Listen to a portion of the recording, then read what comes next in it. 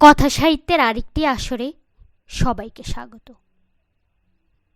ফরাসির বিখ্যাত লেখক গিদা মোফাস্সারের অনুবাদের ছোট গল্প বিপদ। উনুনে আগুনে ঘনঘনে, টেবিলে চায়ের সরঞ্জাম। দুজনের কাউন্ট দ্য স্যালু নিজের টুপি, দস্তানা, উলের কোট ইত্যাদি খুলে চেয়ারের উপর রাখল। কাউন্ট্রেস এর আগে তার ভালো পোশাকটি ছেড়ে রেখে এসেছে, তবুও তার আঙ্গুলগুলোতে চিকচিক করছে মণিমুক্ত। ওই আঙ্গুল দিয়ে আয়নার সামনে দাঁড়িয়ে সে চুল বিন্যস্ত করছে। আয়নার বুকে তার রূপ প্রতিবিম্বতা। নিজের দিকে চেয়ে মুচকি হাসল কাউন্টেস। পিছনে তার স্বামী স্থাণুর মতো দাঁড়িয়ে আছে, দাঁড়িয়ে দাঁড়িয়ে লক্ষ্য করছে তার স্ত্রীকে। কে যেন সে বলতে চাইছে, কিন্তু বলতে পারছে না, কোনো অজানা সংকোচে। অবশেষে অবশ্য বলেই ফেলে, আজকে রাতে তুমি যেভাবে খেলায় মেতে উঠেছিলে। স্বামীর মন্তব্য, স্ত্রীর মুখে বিজয়িনীর হাসি। বেপরোয়াভাবে গ্রীবা বাঁকায় স্বামীর চোখে চোখ রেখে বলে, সত্যিই তাই। তারপর মহিলা টেবিলের সামনে দাঁড়িয়ে কাপে চা ঢালতে থাকে। কিছুক্ষণ তাদের পারিবারিক আলাপ ও লোক ভাষায় অনুচ্চার থাকে। স্বামী এগিয়ে এসে তার মুখোমুখি বসে, অভিযোগের সুরে বলে, দেখো, তোমার সব কাণ্ড কারখানা আমি বেশ অপদস্থ হয়েছি। কাউন্টেসের কথায় কাউন্টেসের ভূভঙ্গ ঘটে। কেন? আমি কি অন্যায়টা করেছি? তুমি কোথায় আমাকে বেচাল হতে দেখলে? না, ঠিক তা আমি বলছি না, তবে অনেক রকম ঘটনা ও ইঙ্গিতের সমন্বয়ে একটা ব্যাপারে আমার আর কোনো সন্দেহ নেই। সেটা হলো এই যে মসিও বুবেল ইদানিং তোমার প্রতি অতিমাত্রায় ন্যাক নজর দিচ্ছে। এগুলো এক ধরনের অসভ্যতামি। আমার উপায় থাকলে বরদাস্ত করতাম না। ওহ আমার সোনামণি, তোমার মানসিক অবস্থা আবার এরকম হলো কবে থেকে? 1 বছর আগেও তো তোমার এই ব্যাপার নিয়ে মাথা ঘামাতে দেখিনি। মনে আছে নিশ্চয়? তুমি বরং একবার একজন প্রণয়িনী জুটিয়েছিলে এবং আমি তোমাকে সাবধান করে দিয়েছিলাম। অথচ আমার বেলায় সেরকম প্রেমিকের অস্তিত্ব আমি খুঁজে পাচ্ছি না। তখন আমি তোমাকে হুঁশিয়ার করে দিয়েছিলাম, মাদাম দা সার্ভের সঙ্গে তুমি খুব মাখামাখি করছো আজকাল। বলেছিলাম, তোমার এই মতিচ্ছন্নতা আমার কাছে অত্যন্ত লজ্জার ব্যাপার। আমি মরমে মরে যাচ্ছি। তুমি সেদিন আমাকে কি জবাবটা দিয়েছিলে মনে আছে? বলেছিলে, বিয়ে জিনিসটা হলো দুজন শিক্ষিত ব্যক্তির মধ্যে সম্পাদিত একটা চুক্তি, যা সামাজিক বন্ধন স্বীকৃত, কিন্তু নৈতিক বাধ্যবাধকতা বলতে কিছুই নেই। অর্থাৎ মনের বাসনা চরিতার্থ করবার জন্য স্বামী ও স্ত্রী উভয়ের স্বাধীন। কি মনে আছে সেসব কথা? সেসব দিনে আমি তো তোমার কাছে পুরোজমি ছিলাম মাত্র। তুমি কেমন নির্মমভাবে আমাকে শুনিয়েছিলে তোমার প্রণয়িনী নাকি আমার চেয়ে অনেক বেশি মনোমুগ্ধকর ও কোমল। অবশ্য তখন তোমার সুরে কোনো রকম অপেক্ষা বা উন্মাদ ধরা যাচ্ছিল না। তুমি বেশ সুন্দর সাজিয়ে গুছিয়ে কথাগুলো বলতে পারছিলে আমাকে সরাসরি আহত করবার বাসনা যে তোমার ছিল না, তার জন্য আজও আমি তোমার প্রতি কৃতজ্ঞতা জানাই। কিন্তু মানুষ হিসেবে তুমি সেই কি? তোমার মনের পরিসীমা কত দূর আমার কাছে আর অজ্ঞাত নেই। সেই থেকে আমাদের পারস্পরিক বন্ধন শিথিল। অনিবার্যভাবে সেখানে কোনো নিশ্চয়তা নেই। আমরা একই ঘরের ছাদের নিচে বাস করেও একে অপরের কাছে থেকে বিচ্ছিন্ন। কিন্তু তোমার ও আমার মধ্যে ছিল আমাদের একমাত্র সন্তান, যার মুখের দিকে চেয়ে অপরাগ প্রবণতাকে গোপন রেখে অভিনয় করে আসতে হয়েছে দুজনকে। তুমি প্রচ্ছন্ন ইঙ্গিতে বুঝিয়ে দিতে আমার বিপরীতগামিতায় তোমার কোনো মাথা ব্যথা থাকবে না। শুধু এই নিয়ে একটা সামাজিক ক্যাচ্ছা ছড়িয়ে না পড়লেই হলো। পরকীয়া প্রেমে অভ্যস্ত নারী কেমন চতুরতার সঙ্গে নিজের গোপন প্রেম গোপনেই রাখে। তুমি বেশ চটকতার বক্ততা আমাকে বোঝানোর চেষ্টা করতে। আমার আহত অন্তঃস্থল তোমার মানসিকতাকে ঠিকই ধরতে পেরেছিল। তুমি তো তখন মাদাম দা সার্ভির উচ্ছ্বসিত প্রেম ও কামনার আকণ্ঠ ডুব দিয়েছ। ওই অবস্থায় আমাদের আইনসিদ্ধ সরল ভালোবাসা কি আর তোমার ভালো লাগে? দাম্পত্য প্রেম তোমার কাছে তখন অর্থহীন, তোমার সুখের পথের কাঁটা। ফলত আমাদের মধ্যে গড়ে উঠল একটা বিচিত্র সম্পর্ক। যা যে কোনো কৌতুকপ্রিয় মানুষের কাছে আকর্ষণীয় মনে হবে। আমরা বাইরে 5 জনের সামনে পরস্পর প্রণয় নির্ভর স্বামী স্ত্রী, আর ঘরে ফিরে আমরা একে অপরের কাছে সম্পূর্ণ অপরিচিত। অথচ গত 1-2 মাসের মধ্যে দেখা দিয়েছে তোমার এই মানসিক পরিবর্তন। তুমি কেমন ঈর্ষাকাতর হয়ে উঠছ। ডার্লিং, ঈর্ষা করবার মতো কোনো ক্ষুরিষ্ণু মানসিকতা আমার নেই, তবে আশঙ্কা হয় তুমি যুবতী, তদুপরি অতিমাত্রায় ভাবাপ্রবণ, বলিষ্ঠ ভঙ্গিতে নিজেকে গোপন রাখতে পারবে না, 5 জনের মুখরোচক আলোচনার পাত্রী হয়ে দাঁড়াবে। তোমার কথা শুনে আমার হাসি পাচ্ছে। মুখরোচক আলোচনা ও সমালোচনার কথা বলছো, সজ্ঞানে জীবন তুমি কি এর বাইরে? উপদেশ না দিয়ে স্বয়ং দৃষ্টান্ত স্থাপন করো। আমার অনুরোধ, অমন করে হেসে ব্যাপারটাকে উড়িয়ে দিও না। গত্যন্তর ছিল না বলেই বলছি। একজন যথার্থ বন্ধুর মতোই তোমাকে এই পরামর্শটা দিচ্ছি, আর তুমি অতিরিক্ত অপেক্ষার নিমিষে তাকে উড়িয়ে দিচ্ছ। আদৌ তা নয়।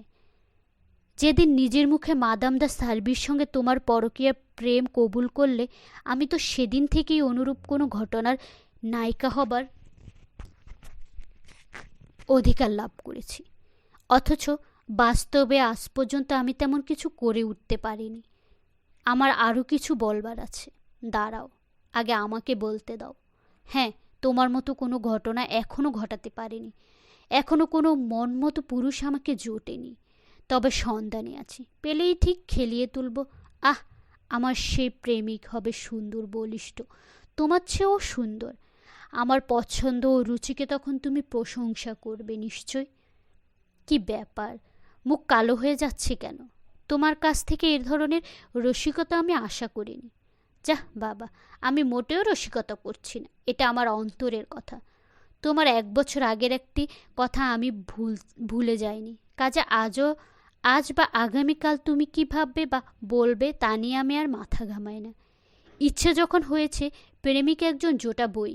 এই ময়দানে তোমার চেয়ে আমি যে কম কুশলী খেলোয়াড় নয়, তার প্রমাণ আমি রাখব। তুমি এসব কথা কি করে মুখে আনছো ভেবে পাই না। ভেবে পাও না? তাজ্জব। বেচারা মসিয়া দা সার্বিকে নিয়ে মাদাম দা জার্স যখন যেদিন ঠাট্টা করছিলে, তুমি তো সেই লোক যে তখন সল্লাসে হেসে উঠেছিলে, মনে নেই? তা হতে পারে, কিন্তু তোমার মুখে এসব উক্তি শোভন নয়, তাই নাকি? উর্দি পরা পরিচারক পরিব্রুত ক্রাউন্ট বলে নাকি তোমার এই বিশেষ একপেশে সম্মানবোধ। নতুবা মসিয়দা সার্বির বেলায় যা ঠাট্টা, তোমার বেলায় তা অন্যায় ঠেকবে কেন? একেই বলে মানুষের বিধিলিপি। যাক, এসব নিয়ে বকবকানি বা সোগত্যুক্তি করতে আমার ভালো লাগে না। আসলে আমি দেখতে চেয়েছিলাম অনাগত পরিণতির জন্য মানসিক দিক থেকে তুমি প্রস্তুত আছো কিনা। প্রস্তুত? কিসের প্রস্তুতি? বঞ্চিত হবার প্রস্তুতি। ইয়ার কি নয়, মানসিক দিক থেকে তৈরি না থাকলে কোনো মানুষই তখন ভারসাম্য বজায় রাখতে পারে না। এসব কথা শুনলেই মানুষের মাথায় খুন চড়ে। তুমি এই রাতে আমার সঙ্গে খুব নিষ্ঠুরের মতো ব্যবহার করছো। তোমার এই রকম রূঢ় ব্যবহার আমি কোনো হদিশ খুঁজে পাচ্ছি না। তুমি দারুণ বদলে গেছো। ঠিক বলছো, সত্যি আমি দারুণ বদলে গেছি। আমার ভিতরে এখন পাপের বুনিয়াদ মজবুত, নষ্ট হয়ে যাচ্ছে, কিন্তু আমার স্বাভাবিক সরল সহজ ভিত্তিগুলোর এই যে বিরাট পরিবর্তন, এর জন্য দায়ী কে? তুমি। প্রিয়া লক্ষ্মীটি, এসো আমার সম্ভাবে। আন্তরিকতার সঙ্গে পরস্পরকে গ্রহণ করি। তোমার কাছে আমার বিনীত অনুরোধ, আমার সকাতর ভিক্ষা, মর্সি ও বুরেলকে তুমি আর প্রশ্রয় দিও না। বুঝতে পারছি তুমি একেবারে হিংসুটের বেহাদ্য, ঈর্ষায় জ্বলে পুড়ে মরছ। না, হিংসা নয়, ঈর্ষাও নয়। আসলে আমি কারুর করুণার উপহাসের পাত্র হয়ে বেঁচে থাকতে পারি না। আর যদি কোনো দিন দেখি আমারই চোখের সামনে লোকটা তোমার দিকে লোলুপ দৃষ্টিতে চেয়ে আছে, আমি ওকে ঘুরিয়ে দেব। তাহলে কি তুমি আমাকে ভালোবাসতে পারবে? পারবো না কেন? তোমার জন্য আমি আরও সাংঘাতিক কিছু করে বসতে পারি। নিজের উপর এই আস্থা আমার আছে। ধন্যবাদ। তোমার এই সুনীতিভূত মনের জন্য আজ আমার করুণা হচ্ছে। আমি তোমার জন্য দুঃখ করছি, কারণ তোমাকে ভালোবাসা আমার পক্ষে সম্ভব নয়। কাউন্ট উঠে দাঁড়ালো। এই মর্মান্তিক জিজ্ঞাসা সে একটা হিল্লে করতে চায়। টেবিলটাকে এক চক্কর পাক খেয়ে তার স্ত্রীর পেছনে এসে দাঁড়ালো। নতুন করে সে আবিষ্কার করল তার স্ত্রীর অপূর্ব রূপসী ডানাকাটা পরে যেন অন্তঃস্থলে সমস্ত আবেগ নিয়ে চকিতে সে স্ত্রীর ঘাড়ে চুমু খেয়ে বসে। এই আচমকা ব্যাপারটা মোটেও সাধারণ সোহাগ বা রসিকতার ব্যাপার হিসেবে নিল না কাউন্টেস। শটান চেয়ার ছেড়ে উঠে দাঁড়ায়। কুদুলি মেয়ের গলায় কলকলিয়ে উঠে, তোমার সাহস তো কম নয়। প্রকৃতপক্ষে যার সঙ্গে তোমার সম্পর্ক নেই তাকে ছুতে চাইছ কোন অধিকারে? রাগ করো না সুন্দরী, তোমার আজ কি চমৎকার দেখাচ্ছে, আদর না করে থাকতে পারছি না। তাহলে হালপিল আমার চেহারায় বেশ চটক এসেছে বলতে হবে। তোমাকে দেখছি আর আমার ভেতরে লোভের পোকাটা সুরসুরি দিয়ে উঠছে। এমন বাহু, গ্রীবা, মিশন ত্বক রক্তে আগুন ধরিয়ে দেয়। আশা করি আমার এসব নিজস্ব বস্তু সহজেই মসিও বুবেলকে আকর্ষণ করতে পারবে। ছি, এরকম নোংরা ভাবনা তোমার। সত্যি বলছি, এখন আমার মনে হচ্ছে তোমার মতো সুন্দরী যৌবনবতী নারী এর আগে কখনো আমার নজরে পড়েনি। কয়েকদিন কি খাদ্য পাচ্ছ না? মানে মানে বর্তমান তোমার শরীর নিশ্চয়ই উপসী রয়েছে। যা বলতে চাইছো স্পর্শ করে বলো। যা বলছি না বোঝার কারণ তো তোমার নয়। নিশ্চয়ই তুমি বেশ কিছু দিন উপোস করে এখন রীতিমতো ভূভিক্ষ, ফলে হাতের কাছে যা পাচ্ছ তাই সুস্বাদু খাদ্য হিসেবে ছিনিয়ে নিতে চাইছ। না হলে আমি তো এতকাল তোমার কাছেই অখাদ্য ছিলাম। আজ রাতে সেই অখাদ্যর প্রতি তোমার এত আসক্তি। মৃগারাতে এমন কুৎসিত কথাবার্তা কার কাছ থেকে শিখেছ? তোমার বাহার দেখেই তো জোগাড় করেছি এই সমস্ত চোকাচোক শব্দ। যতদূর জানি বাজারে তোমার 4 জন নমস্যচরী রয়েছে। তাদের একজন অভিনেত্রী, একজন সম্ভ্রান্ত বংশীয়, একজন নিহাতি বাজারের সস্তা মেয়ে, অন্যজন। কাজে আজ যে হঠাৎ তোমার আমার প্রতি প্রেম উতলে উঠেছে এর ব্যাখ্যা তো একটাই হতে পারে, অনেকদিন তোমার শরীরের খাদ্য পায়নি। তুমি ভাবতে পারো এটা আমার অভ্যাসগত ব্যাপার, ভাবতে পারো আমি নিষ্ঠুর ও বর্বর। আদতে আমি কিন্তু দ্বিতীয়বার তোমার প্রেমে পড়েছি। তোমার প্রেমে আজ আমি উন্মাদ। দারুণ খুশির খবর, আমি বিলকুল নিঃশব্দ, অর্থাৎ তোমার বাসনা ঠিক ধরেছি, ঠিক ধরেছ। আজ রাতে হবে। আহ মর্গারেট, এ খবরদার, দূরে দাঁড়িয়ে যা বলবার বলো। আবার অসভ্যতামি, গা আমার গুলিয়ে ওঠে এসব অনধিকার জুলুম দেখলে। শান্ত ও ভদ্র হয়ে কথা বলো এবং বলতে দাও। তোমার ব্যবহার হওয়া উচিত নৈবেত্তিক, কারণ আমি তোমার কেউ নই, তুমিও আমার কেউ নও। এটা সত্যি বটে, আমি তোমার স্ত্রী, কিন্তু আমার পরস্পর স্বাধীন।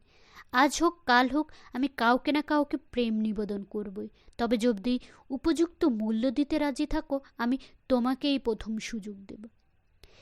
কি যে ছাই বলছো কিছুই বুঝতে পারছি না। স্পর্শ করে বলো। বেশ, খুলেই বলছি। আমি কি তোমার নমস্য সহচরীদের মতো সুন্দরী? আলবাত 1000 গুণ বেশি সুন্দরী। সবচেয়ে সুন্দরীদের সঙ্গে আমার কোনো তুলনা হয়? তুমি সুন্দরীদের মধ্যে শ্রেষ্ঠতমা। আচ্ছা, গত 3 মাস তুমি তোমার সবচেয়ে আকর্ষণীয় প্রণয়িনীকে মাসিক কত করে দিয়েছ? ধ্যাৎ, কি তুমি বলতে চাও? বলছি তোমার সেরা প্রেমিকাকে খুশি করতে মাসিক কত ব্যয় করতে হতো? দামি গহনা কিনে দিতে, গাড়ি ভাড়া করে চক্কর খেতে। যখন ডিনার পার্টিতে কি পরিমাণ খরচটা হয়েছে তোমার? কি যন্ত্রণা! কি করে আমি তা এখন বলবো? তোমার বলা উচিত। তা আন্দাজ বলতে পারি, মাসে 1000-5 প্রায়, তাই নয়? তা প্রায় তাই। বেশ, আমারও দাবি ওই মাসিক 5000 প্রায়।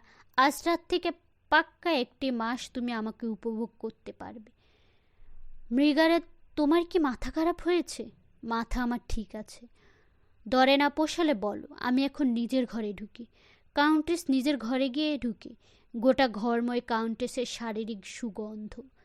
মোমো। দিশেহারা কাউন্ট তার স্ত্রীর ঘরের দরজায় দাঁড়িয়ে বলল, কি সুন্দর তোমার দেহের গন্ধ। ভালো লাগছে বুঝি? আমি সব সময় প্রয়দা এপ্রেন দিয়ে প্রসাধন সেরে থাকি, অন্য কোনো সুগন্ধি আমার পছন্দ নয়। আমি তো এতকাল খেয়াল করিনি। চমৎকার জিনিস। বেশ, দয়া করে এবার তুমি আমার ঘরের সামনে থেকে সরো, আমি এখন শুয়ে পড়ব। মৃগারেদ অনুগ্রহ করে যাবে কি? কাউন্ট কিন্তু যায় না, উল্টো ঘরে ঢুকে একটা আসন টেনে নিয়ে বসে। কাউন্ট বলে, ওহ, তুমি তবে সরছো না? বেশ, তবে তোমার চোখের সামনে আমাকে পোশাক বদলাতে হচ্ছে। আস্তে আস্তে কাউন্টেস তার শরীর থেকে একে একে পোশাকগুলোকে মুক্তি দিতে থাকে। দেখা গেল অনাবৃত তার দীর্ঘ বাহু, মৃষণ কাঁধ, তারপর চুল খুলবার জন্য মাথায় হাত দিতে লোভনীয় একজোড়া স্তন বৃদ্ধদিষ্ট হয়।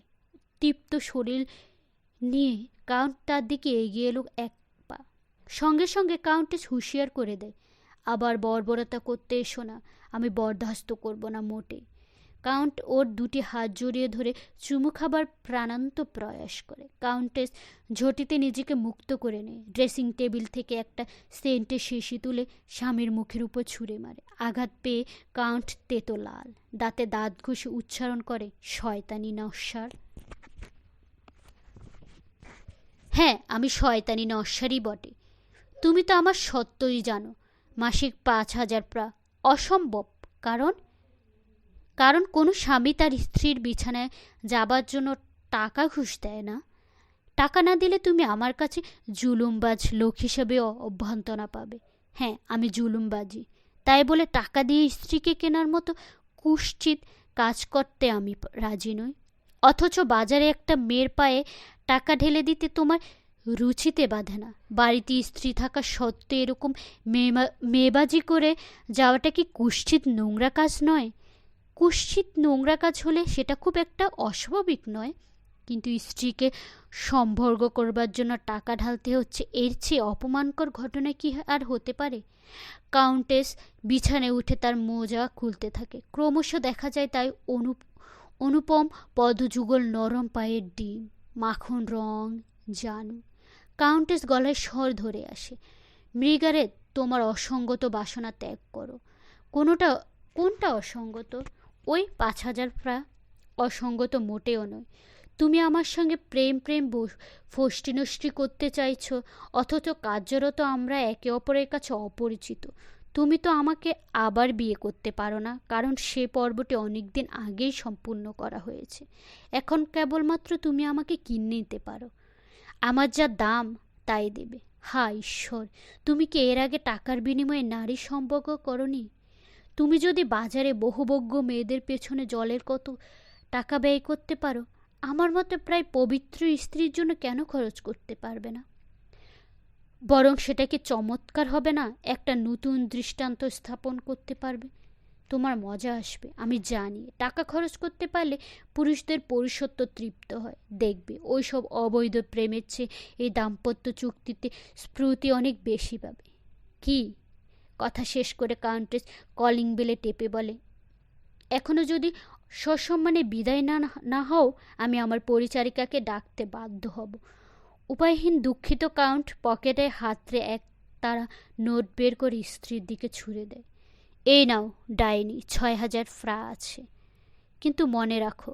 হাসি হাসি মুখে টাকাটা গুনে কাউন্টেস জিজ্ঞেস করে, কি মনে রাখতে হবে? এই টাকা তুমি খরচ করতে পারবে না। প্রতি মাসে 5,000 যখন দিতে পারবে না, আমিও তোমাকে কিছু দিতে পারবো না। সোজা ঢেলে দেব আবার ওই সব নাটুকে মেয়েদের কাছে। আর যদি তোমার সব তৃপ্তি আমি মেটাতে পারি, তবে আরও বেশি টাকা কিন্তু দাবি করব। গল্পটি ভালো লাগলে চ্যানেলটি সাবস্ক্রাইব করবেন। ধন্যবাদ।